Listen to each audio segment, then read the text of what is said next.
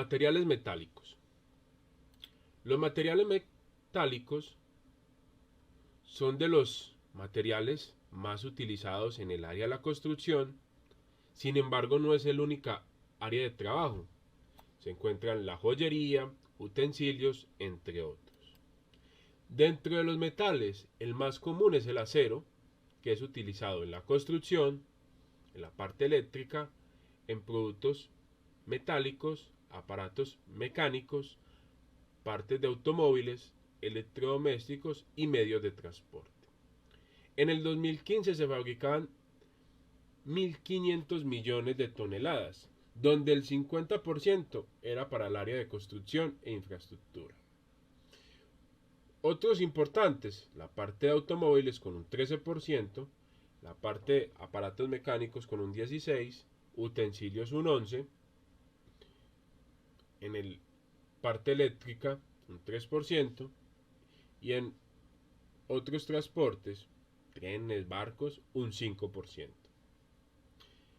El otro metal más utilizado es el cobre. Estamos hablando de 16.200 toneladas métricas, millones de toneladas métricas, donde el mayor productor del mundo es Chile, y el 30% es en construcción y el 15% en infraestructura. Estamos hablando de un 45% en total. Electrónica, productos electrónicos, el área de la industria y el transporte. Como ven, estos son los metales más utilizados. Sin embargo, se pueden usar aluminio, zinc, entre otros. ¿Qué diferencia los materiales metálicos? Podemos encontrar dos familias, metales ferrosos y metales no ferrosos. Los ferrosos son los que tienen hierro. Los no ferrosos, todos metales que no tienen hierro. Aluminio, oro, plata, cobre, zinc, entre otros. Principales materiales utilizados de los ferrosos: las fundiciones de hierro y los aceros, tanto aceros normales como aceros inoxidables. Y en el campo de los no ferrosos tenemos plomo, cobre, aleaciones de cobre, zinc y estaño, que hacen parte de los metales pesados dentro de la familia de los no ferrosos. Tenemos titanio y aluminio, metales ligeros, y el magnesio. Adicional a esto se pueden usar aún más metales no ferrosos como oro, plata, entre otros. Pero ¿por qué es importante conocer qué materiales tenemos? En este caso de la familia de los metálicos. Porque nos van a dar unas propiedades muy interesantes dependiendo del uso de que necesitemos. Debemos conocer su composición química, qué tipos de enlaces tienen. Normalmente aquí estamos hablando de enlace metálico, qué tipo de interacciones, qué elementos tienen, porque vamos a ver más adelante que hay aleaciones de metales, o sea, si en otras palabras, la combinación de varios átomos diferentes. Vamos a ver qué estructura tienen, si es totalmente cristalino, si es amorfo, si tiene defectos o no, qué tipo de microestructura tiene, si es BCC, o sea, cúbico centrado en el cuerpo, si es FCC, cúbico centrado en las caras. Podemos entender la estructura y nos va a dar las propiedades.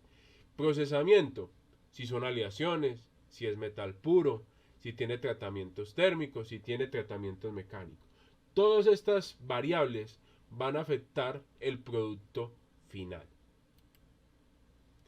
Teniendo en cuenta que nos interesa un producto en específico, con unas propiedades en específico, sea dureza, sea resistencia, resistencia al impacto, entre otras, debemos saber que las propiedades van a depender de la microestructura y del diagrama de fases, ¿sí?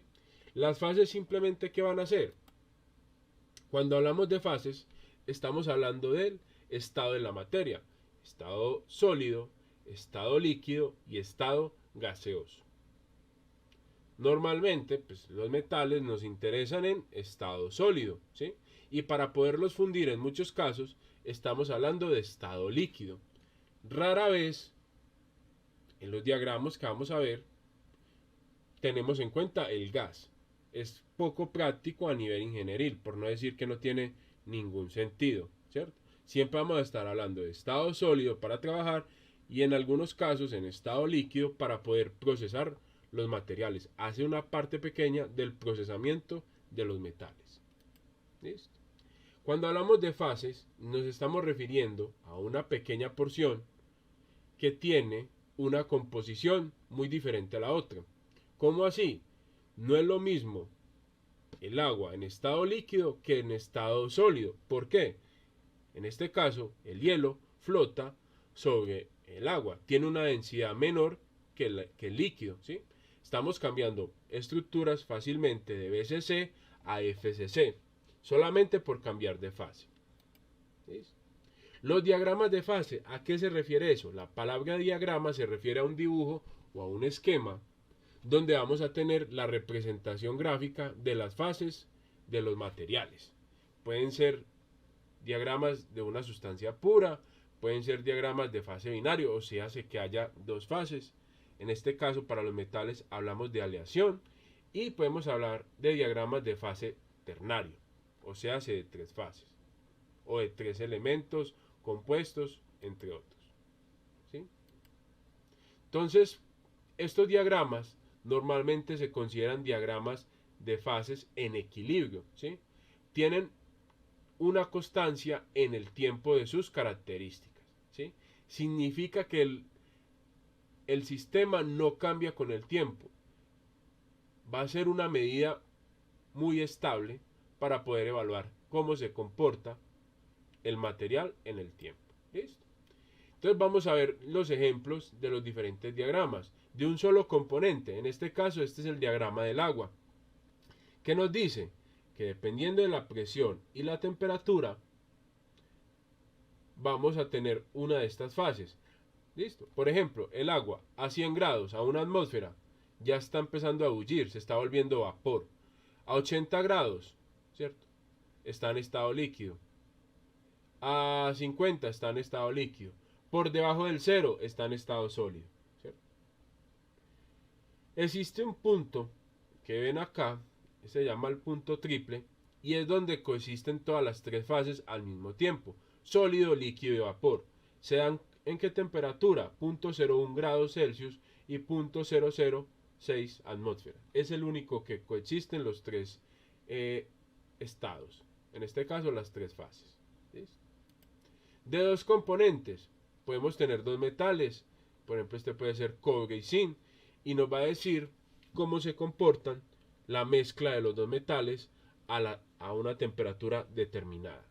Si cambiamos la composición, o sea, esta línea representa el material puro de uno y este el material puro del otro, y a medida que adicionemos metales, vamos a ver cómo cambia el material. ¿Listo? Esto lo vamos a ver más adelante en más detalle. Y los diagramas ternarios funcionan igual que los binarios, simplemente que estamos hablando de tres compuestos o tres metales puros. Son muy utilizados, por ejemplo, en el área de los cerámicos, y en los metales obviamente también se pueden utilizar. Entendiendo que el diagrama de fases es muy importante para saber cómo se va a comportar el material, es necesario conocer algunos conceptos. Soluto y solvente. Todos alguna vez hemos mezclado agua con azúcar o con sal, ¿cierto? Por ejemplo, un tinto. Y sabemos que cuando el tinto está caliente, es más fácil mezclar el azúcar. Sin embargo, a temperatura ambiente también se puede. ¿Qué significa eso? El agua es el solvente. Normalmente hay solventes líquidos. Y la sal o el azúcar es un material sólido. Pero mediante el mezclado podemos ver que las propiedades del agua cambian, se vuelve un agua dulce o salada, y no somos capaces de apreciar el sólido. Se mezcla de una manera homogénea y se disuelve. No alcanzamos a percibir, ¿cierto? Eso es un soluto y un solvente. Cuando hablamos de aleación, estamos hablando más o menos de lo mismo. Vamos a mezclar un metal con otros elementos, pueden ser metálicos o no, y después de mezclarlos vamos a obtener un material diferente a lo que teníamos al principio. Se van a mezclar de tal manera que no vamos a saber quién es quién, ¿sí? y van a formar unas fases nuevas, unas fases que normalmente son todas sólidas una vez se enfría el material. ¿Sí? En este caso hablamos de disolución sólida. Entonces tenemos un metal puro y a medida que adicionamos otros átomos de otro metal, este se va a mezclar, ¿sí?, dentro del material. Imaginémonos que estamos haciendo una sopa. Al principio tenemos agua, le adicionamos papa, zanahoria, y si yo les digo, sepárenme otra vez los materiales, otra vez en sus partes individuales, me van a decir, la mayoría, profe, eso es imposible. ¿Cómo separo otra vez la zanahoria si se diluyó, se deshizo, entre otras? En los metales pasa exactamente lo mismo.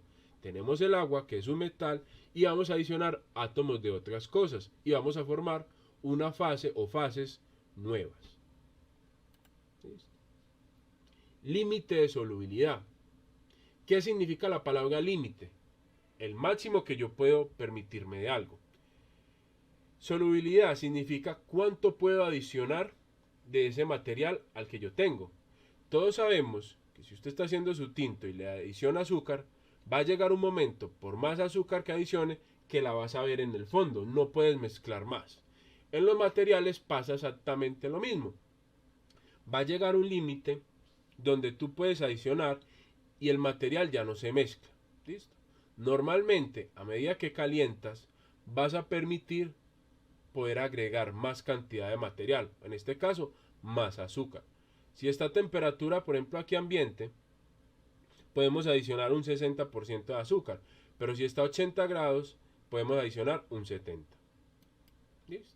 Con esto terminamos la primera parte.